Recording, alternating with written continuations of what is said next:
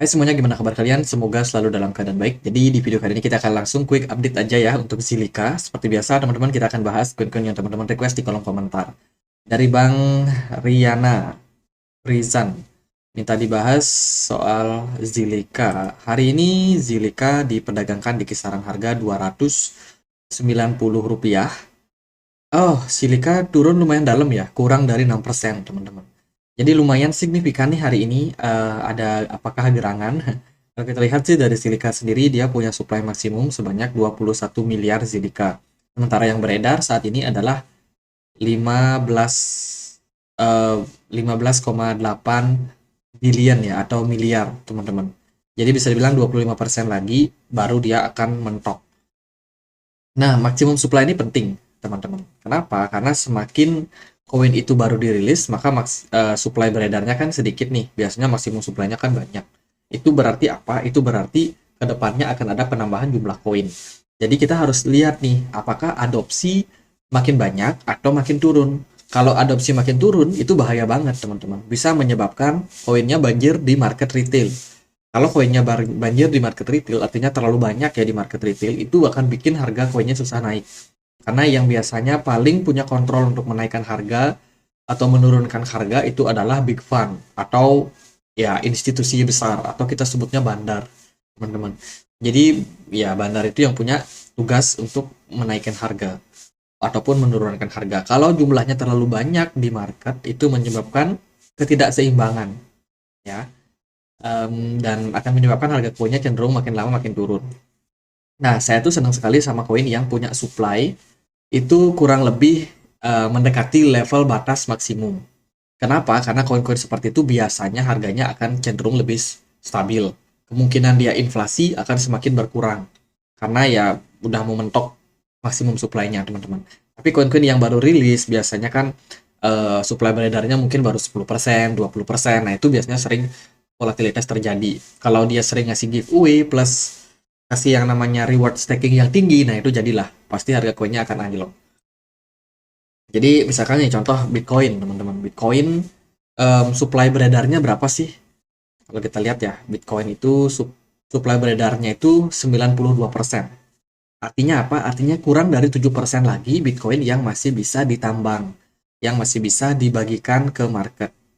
Artinya apa, teman-teman? Artinya harga-harga Bitcoin itu akan stabil. Dan mayoritas koin-koin yang punya peredaran supply yang besar, tapi yang market cap-nya juga harus besar ya, itu pasti harganya cenderung stabil. Nah, Zilika kan dia udah di 75 nih. Ya lebih baik lah, teman-teman. Tapi pergerakan harganya juga akan cenderung tergantung sama yang namanya fundamental sekarang. Gimana adopsi itu sangat-sangat berpengaruh ya, berdampak sama pergerakan dari harganya. Nah, Zilika ini apa sih? Zilika ini adalah project yang memang dirancang untuk memberikan kecepatan transaksi dan juga skalabilitas yang sangat-sangat tinggi, teman-teman. Zilika juga menawarkan yang namanya memperoleh reward dari staking dan juga yield farming di beberapa DEX yang mensupport jaringan Zilika. Ya, kalau kita lihat dari Twitter, mereka belakangan itu lebih banyak ngepost soal marketing mereka. Mereka baru aja anniversary, teman-teman, yang ke-6, ulang tahun yang ke-6 untuk Zilika. Wow, project ini udah cukup lama ya, teman-teman, dan ya ini merupakan salah satu konsistensi daripada ekosistem Zilika. Mereka juga kemarin dikabarkan mensponsori acara dari Ethereum di Singapura. Jadi Zilika ini projectnya berbasis di Singapura juga, teman-teman. Jadi besok dia akan ada kamu nih dari Ethereum, ya kan Ethereum akan ada space di sana dan disponsori langsung oleh Zilika. Tentunya ini merupakan sebuah kesempatan untuk mereka terintegrasi juga, teman-teman, untuk jaringan daripada Ethereum. Selain itu sih, kalau kita lihat dari monthly newsletter mereka di bulan Juli, Zilika ini sudah kompatibel. Ya, mission mereka untuk improve di network dari Ethereum Virtual Machine. Jadi dia kompatibel saat ini dan tentunya diharapkan adopsi dari Zilika 2.0 ini akan semakin baik lagi ke depannya. Jadi ini sebenarnya kabar yang bagus kalau kita lihat dari fundamental. Nah, sekarang aku ajak teman-teman untuk melihat gimana sih dari Zilika Explorer. Ternyata dari fundamental dan juga explorer itu kurang kurang berkorelasi atau tidak sejalan lah istilahnya. Volume transaksi Zilliqa sejak tanggal 2 Agustus sampai sekarang itu terus mengalami penyusutan. Penurunan terjadi pada transaksinya. Jumlah blok pun juga lumayan turun signifikan dari 1 Agustus kemarin yang semula ada di 2,6 ribu ya teman-teman, sekarang udah turun ke kisaran 2,2 ribuan ya, 2,0 teman-teman. Ini menunjukkan apa? Menunjukkan transaksi dan juga keaktifan para user itu sangat-sangat turun teman-teman. Dari address growth-nya itu terus mengalami penguatan, artinya banyak penambahan wallet baru. Indikasinya sih sebenarnya cuma dua. Yang pertama, usernya semakin turun, teman-teman. Yang kedua, memang jumlah transaksinya turun disebabkan karena holder.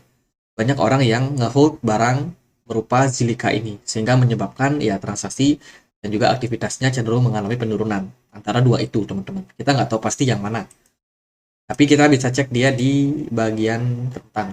Di sini kita bisa cek nggak ya data dari. Oh, sayang sekali kita nggak bisa ngecek nih untuk mereka punya supply bagaimana, apakah ada akumulasi atau enggak. Kita nggak bisa di teks, teman-teman.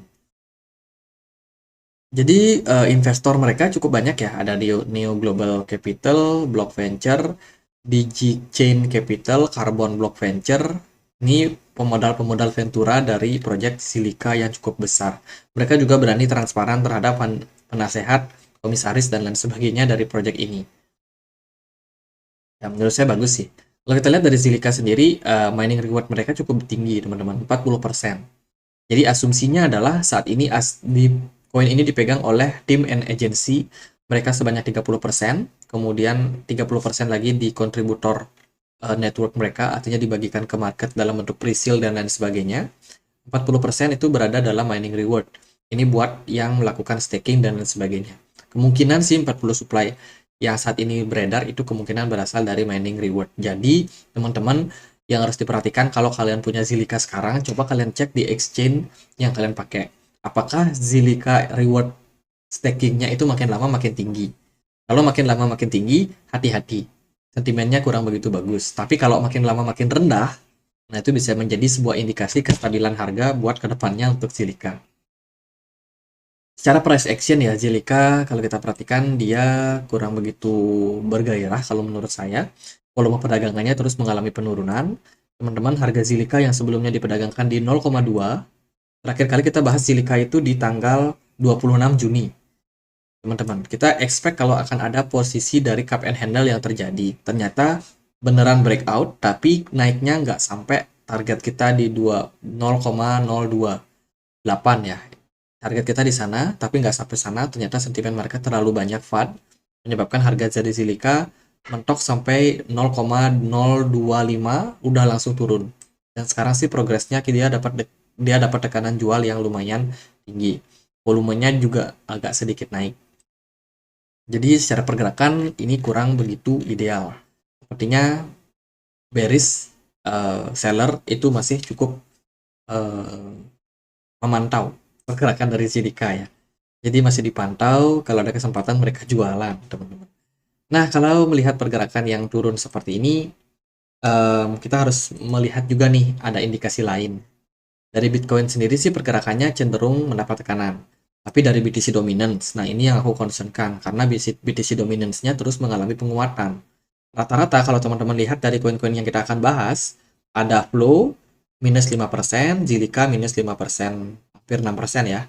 Terus Atom, Cosmos turun juga, Hedera, ini apa nih? AFT, teman-teman. Turun 6%, kemudian Dodo turun 8%, Launch turun juga 9% ya. Jadi rata-rata pada tertekan disebabkan karena BTC dominance yang menguat. Tapi apapun itu, Zilliqa saya rasa secara fundamental dia udah semakin improve.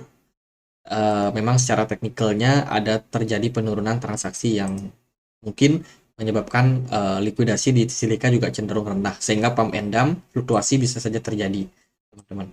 Untuk target ke saat ini ya, saya sendiri nggak punya target spesifik, tapi teman-teman bisa perhatikan level support di kisaran 0,015. Di sana adalah level support kuat untuk Zilliqa. katakanlah trennya sangat-sangat buruk menyebabkan altcoin turun, maka ya prepare aja dari kisaran 0,018 turun ke 0,015. Baru teman-teman mungkin ideal untuk melakukan akumulasi di sana. Zilliqa beberapa kali mempertahankan level tersebut. Jadi saya cukup yakin kalau level 0,015 itu bisa menjadi level support kuat untuk Zilliqa ke depannya. Gitu aja teman-teman, semoga pembahasan kali ini bisa bermanfaat, dan kalau ada pertanyaan lain, ada pertanyaan buat dibahas, bisa langsung tulis di kolom komentar. Sekian aja, jangan lupa untuk join di komunitas kita di Telegram, linknya bisa temukan di kolom deskripsi. Akhir kata saya Andre, makasih.